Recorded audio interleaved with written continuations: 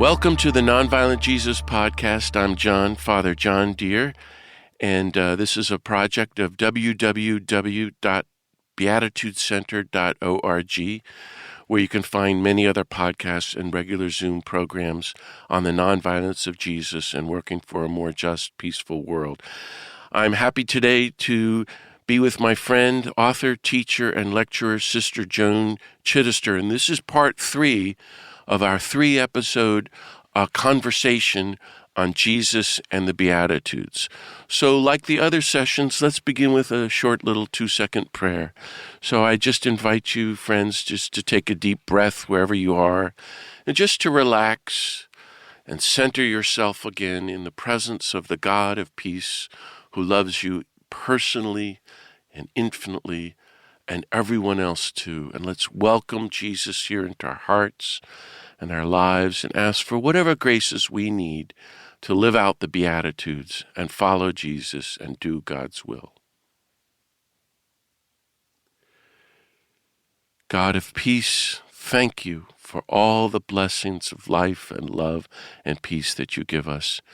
Be with us now as we reflect on the Beatitudes of Jesus, that we might follow him more faithfully and do your will and be your holy beatitude people who do our part to welcome your reign of universal love, universal compassion, universal justice, and universal peace. We ask this in Jesus' name, amen. So as I said, it's my pleasure to welcome back my friend, Sister Joan Chittister, and we've been reflecting on the Beatitudes in Matthew chapter 5. And this is the third of 3 episodes. And we left off last week. We had gone through, I think, the first 6 Beatitudes up to blessed are the peacemakers.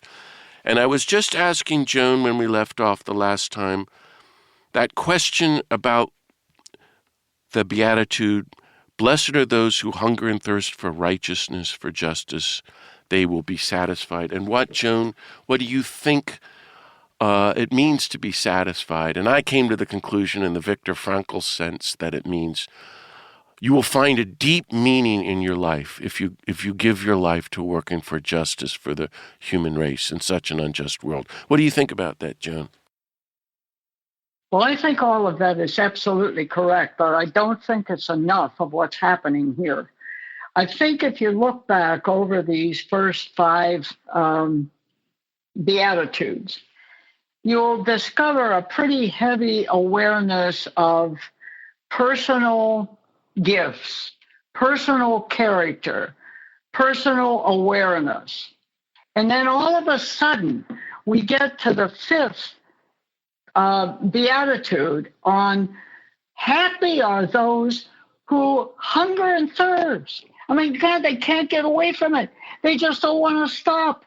They love it. They know that righteousness is the only possible pathway to the future, to the present, to happiness. Otherwise, we're all fighting somebody, grabbing something, stealing something, throwing something away. No. At 5, we begin to recognize, we step back and we say to ourselves, oh my God, they mean this will be my life. This is supposed to be my life. My hunger and thirst for righteousness, a city on a hill, a light for the people. And then I run right into the 6th Beatitude, blessed are the pure of heart. They did it for the right reason. They didn't do it to get the presidency of the board of the life makers someplace. They are single-hearted. They know what this is about. This is about who we are, how we live, what we do for the way other people can live. So we get to blessed are the single-hearted. I'm not doing it for more money. I'm not doing it because my father sent me. I'm not doing it because I can get to be the president. No. I am true. I'm telling you the truth. I see now that I am here on earth to enable this earth to grow well, to be well. Do you understand what I'm saying? Yes, God created the world, but God left it for the rest of us to complete it. Our world is not true until we are trustworthy to the whole notion that we will make it true.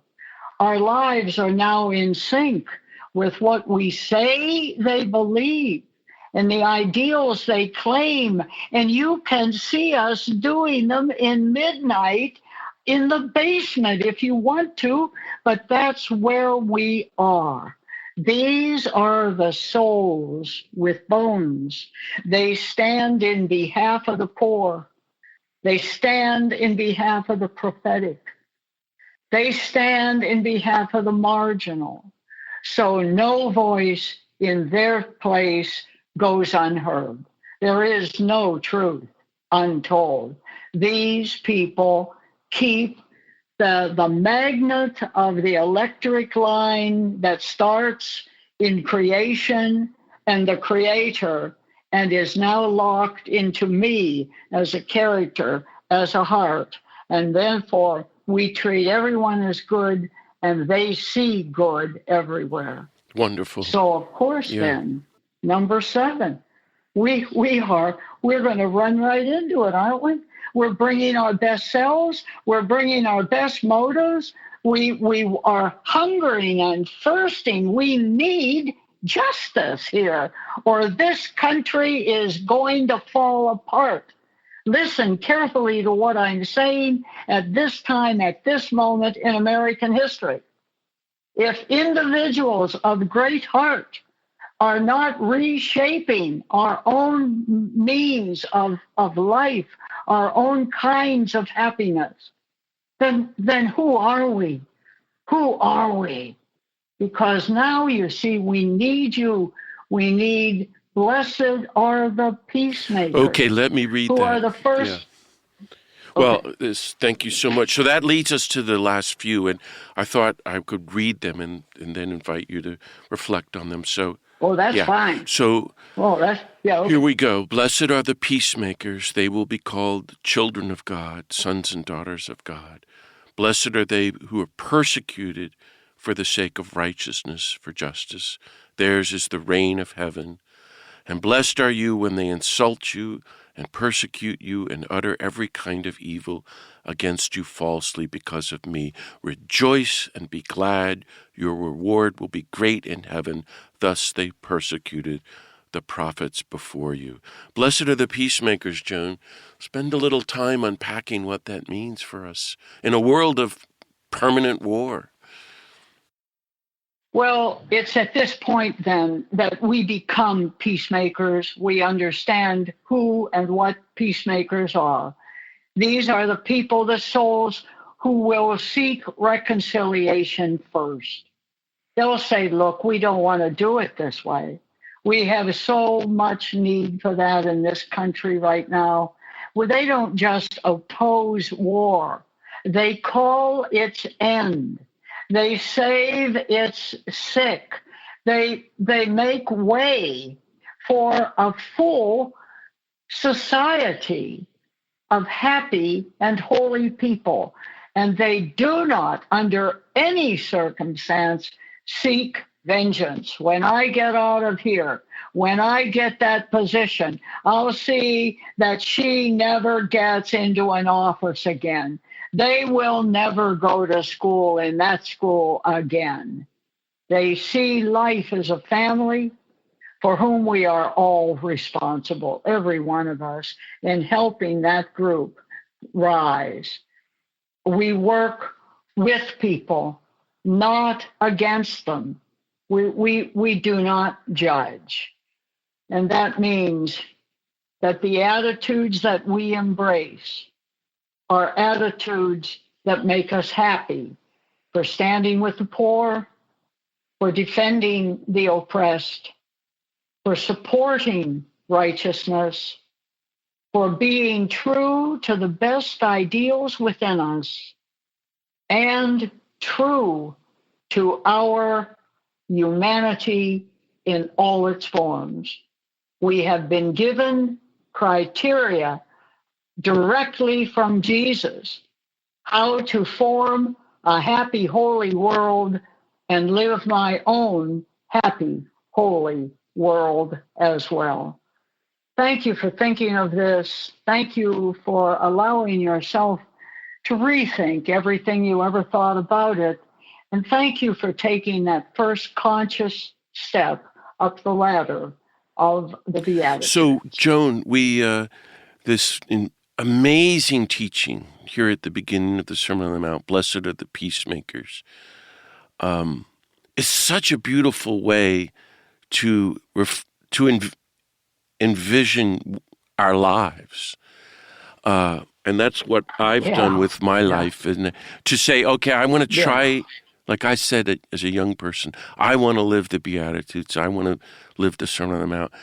And over time I realized, I'm called to be a peacemaker. I want to be a peacemaker. And it's so interesting. It doesn't say, blessed are those who like peace. I really like peace. No, we're going to make peace. Me too. Try to find it. And construct peace and live in God's peace. Okay, and then he says they will be called the sons and daughters of God. So I think this is Jesus saying your fundamental identity is to be a beloved daughter of God, a beloved son of God. And so you go and make peace. But what's the most important thing in this climactic beatitude, and I think this is the climax of the Beatitudes, is Jesus is basically saying, hey, God makes peace. God is a God of peace. And you are the sons and daughters of God, so you go into this world and you make peace. You don't make war. You don't support war. Right. You don't kill others. You don't waste your life building nuclear weapons. So how concretely can people be peacemakers? And what is your image of God here as a God of peace? What does that mean for you, Joan Chittister? We have to remember, John, that there's more war going on at family breakfast than we've ever seen in our life.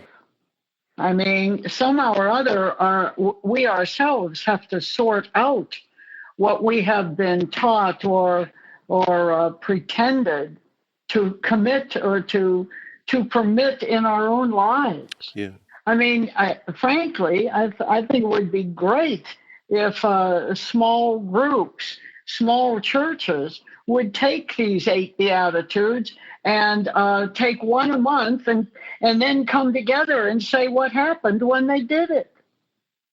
I mean, this needs to be made real, demystified, demonstrated. There. That's what he's saying. These are not, I'm going to repeat it, these are not prayers of supplication. These are understandings of the way to live. That's simple. Gandhi. We pay the hospitals and secular counselors all of our life. And they're right here. Gandhi thought of the Beatitudes and the Sermon on the Mount more like an instruction manual, like a how to be a human being book. Isn't that interesting? But Joan, tell me again, because it's, I think, is it the first time he mentions God?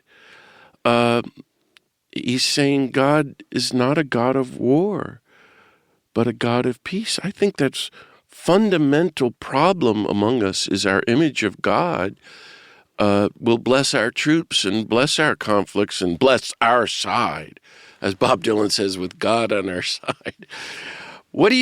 So in other words, I'm trying to ask you, what is your image of God? What that the Beatitudes showing? Well, see, I've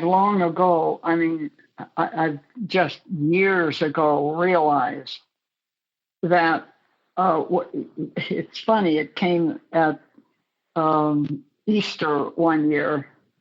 I suppose in my 30s at that time, was teaching already, but I got hung up on Christmas and Easter because everywhere you turned they said Alleluia, and what's I'm tired right now. What's the Latin for God is with us? Emmanuel. O Emmanuel. come We use it all Emmanuel. the Yeah, time. that's right. Yeah. Yeah. So it was Alleluia, Emmanuel, Alleluia, Emmanuel. And I began to say, it is Emmanuel. Emmanuel is here. And then all of a sudden I realized that's exactly what I was seeing. And I've never changed. I don't worry. I really don't pray psalms of supplication, almost not at all. I will pray for somebody who wants being prayed for, but I don't. I don't do it that way. I do the psalms and the 100 psalms of the people in total concentration on the mystical world. The psalmist who says, yeah, life is like this. This is how it goes. Do the best you can.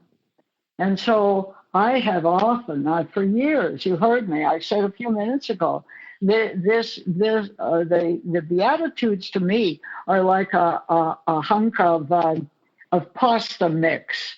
It's my next loaf of bread that I'm going to make. I will shape it differently. I will clear it. I will water it. I will find the yeast, what makes it grow. And so it's in those at those moments that I know Emmanuel is here. Hallelujah. That's great. Thank you. Yeah. So then, I think it might even be here this afternoon, John. You never know. So the God of peace is with us. So blessed are the peacemakers leads to blessed are those persecuted for the sake of justice. The reign of God is theirs. Reflect with us on that. Go ahead. The reign of God belongs to everyone already. That has been given for them. But what is holding us back are the people who cannot find any life whatsoever in the Beatitudes. When we begin to live this out, then we will know the reign of God within us. We'll know it. It's there. I see. One of the reasons that I've done so much in spirituality over the years is I began to realize, having coming out of the Catholic school system, et cetera, and they whatever that what was that book? The Yes, catechism. right, the catechism. That's what we all grew up on, the catechism. And when after Vatican II, and I realized the immensity of what was being asked or allowed or given there, I took a deep breath and said, does anybody else but me understand that the entire old church is going to be a different church? And yet I began to realize, ironically, that the liturgy itself was always talking about the new church, the new church, the new church, the new church. And when I got those two things together, I said, no matter where anybody asks me to go, or whatever they ask me to do, I will not go unless I'm going for the development of their spirituality. I will talk about spirituality. I'm not going to talk about theology, and I am not going to talk about rules and laws and keepers of the I guess the Catholic government or something of that nature. No, I wanted people to understand that the God within is God, and that has to be faced and developed. And as that happens, we grow differently. and our world grows differently. And we are not memorizing the rules about how you set up the materials for someone who is in the bed next to you dying. I mean, we were all into gestures, everything. All the laws belonged to somebody else.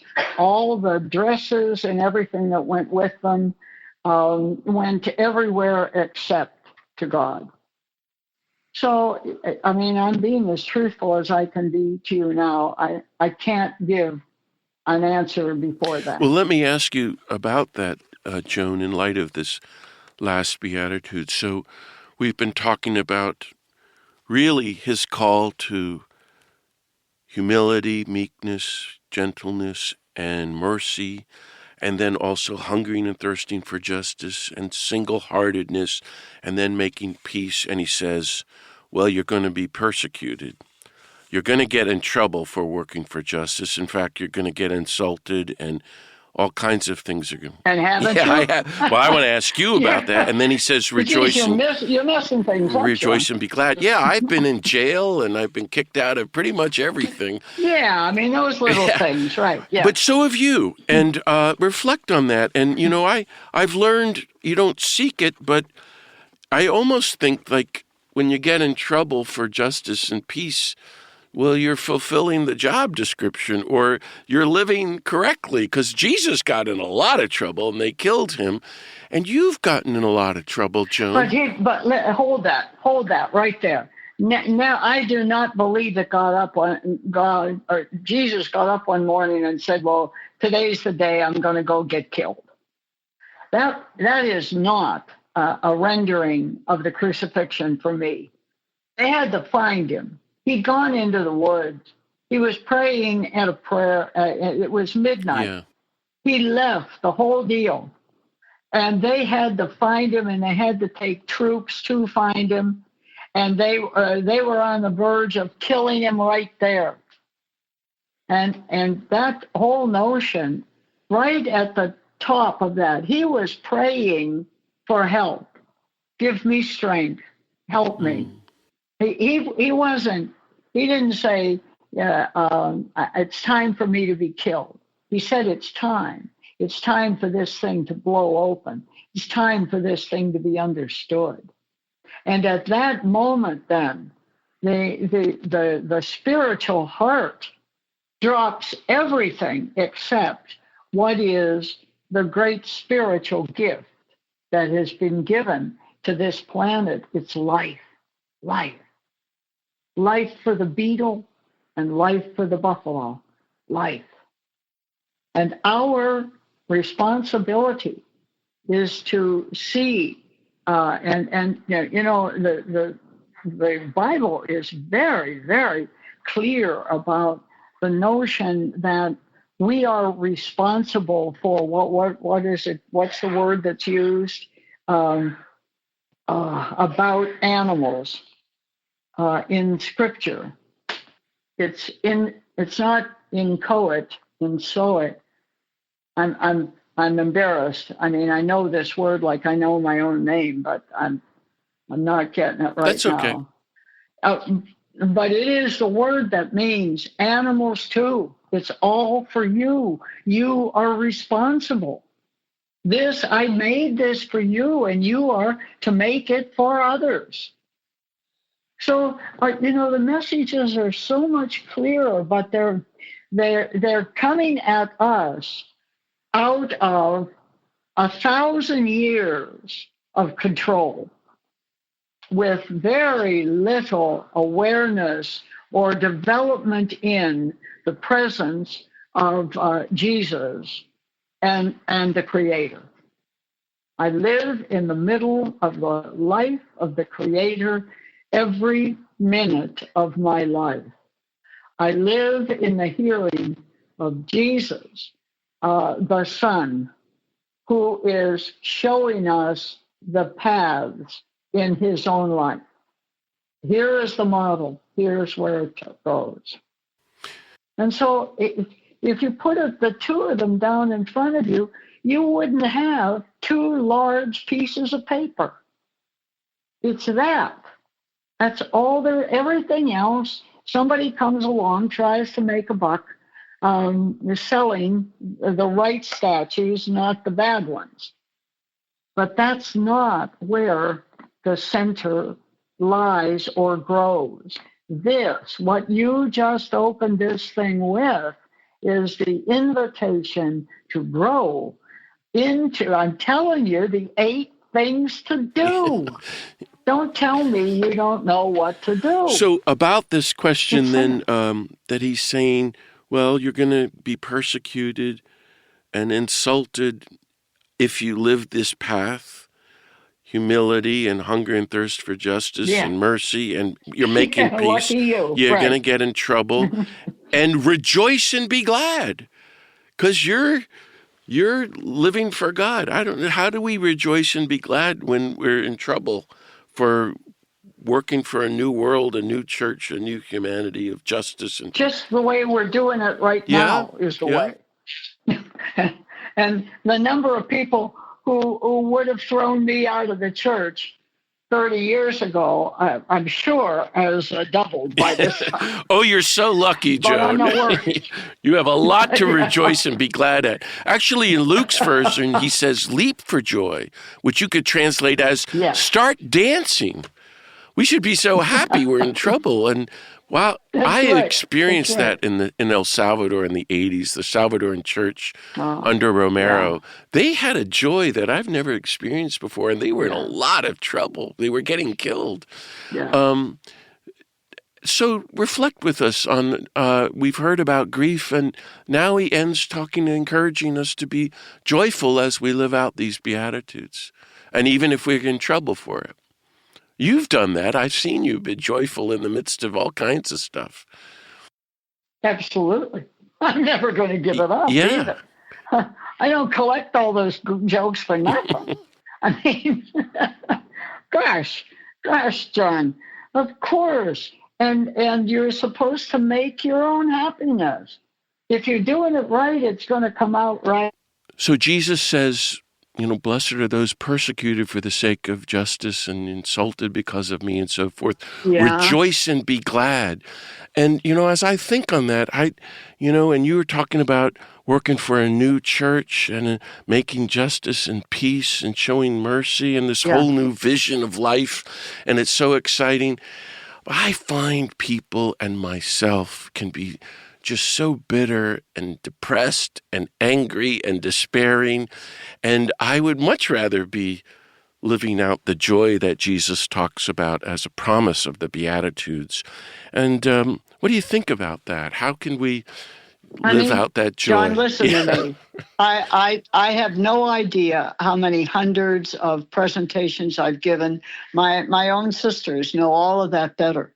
But this I do know because they told me. There is never a presentation that I make because we're weighted down on this, not just this country, but on this globe by so much selfishness, violence, powerfulness. I mean, people don't even realize that they are giving everything they have just to get up the next morning in their own houses and have a happy life. They're having a lot of trouble. People come to their door and want to sell them a happy life. People take them to the hospital and want to show them a happy life. That's all fine. But what I have said to other groups, I'm going to say to you, find and build your own group. It's either in the family or out of the family, but somehow or other, like one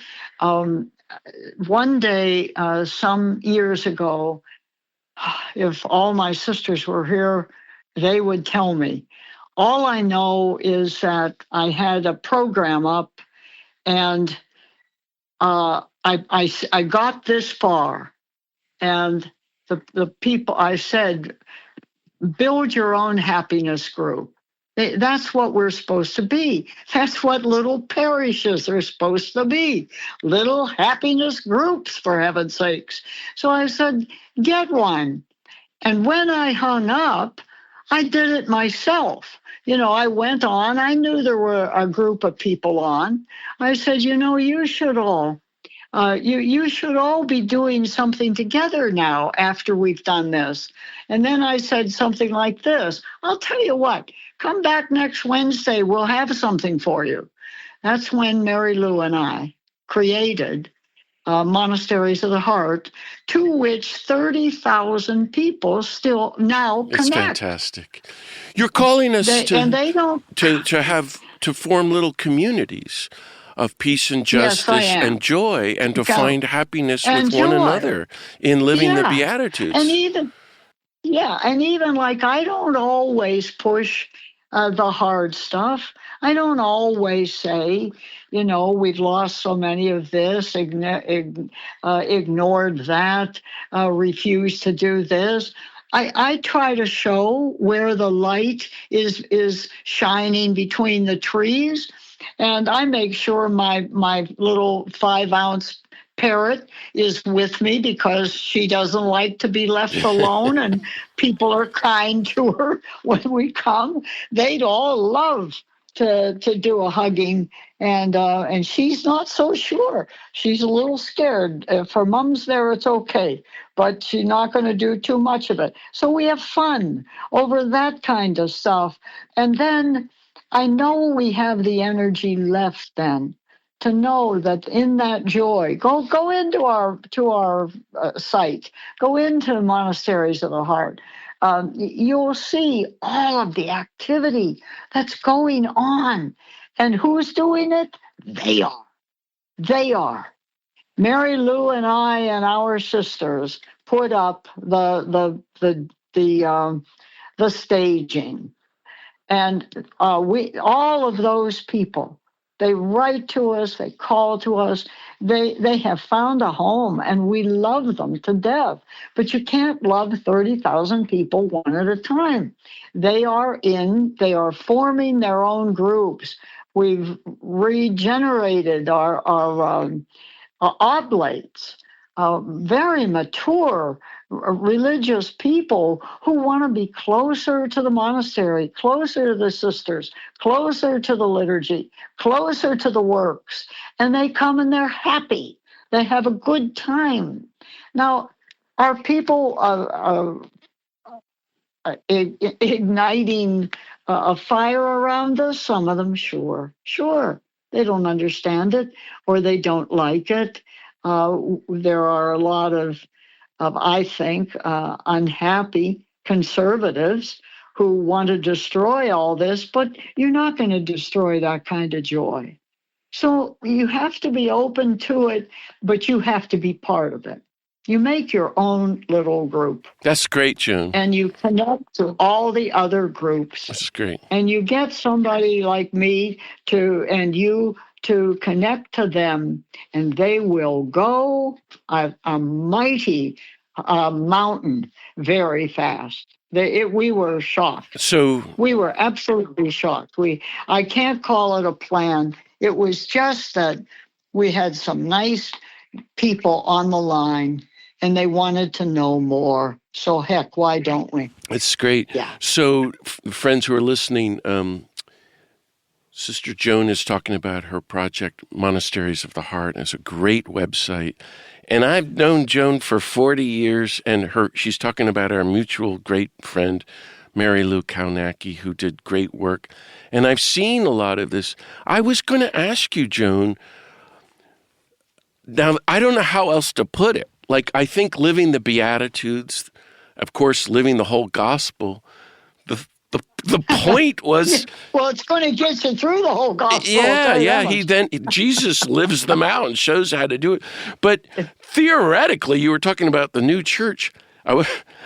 This is so silly to even say it. Shouldn't we be living in a church of the Beatitudes? The church should reflect the Beatitudes.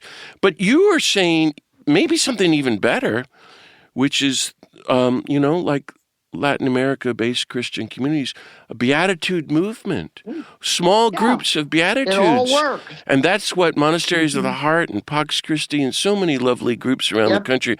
But we're going to need that as the world gets worse. Have a small groups to keep our faith, hope, and joy alive, and the strength to live out the Beatitudes. Right? Is that what you're saying? But together we could reform the church, or disarm the church into more Beatitude church.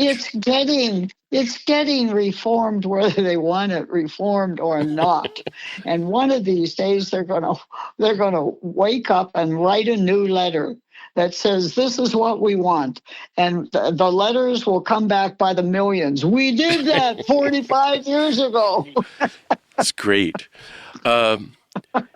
Joan, do you have any last thoughts or suggestions to people about following Jesus and living the Beatitudes as we wrap up our sessions together? I want you to do that piece, honey. Well, because this is your stage, and they must know that.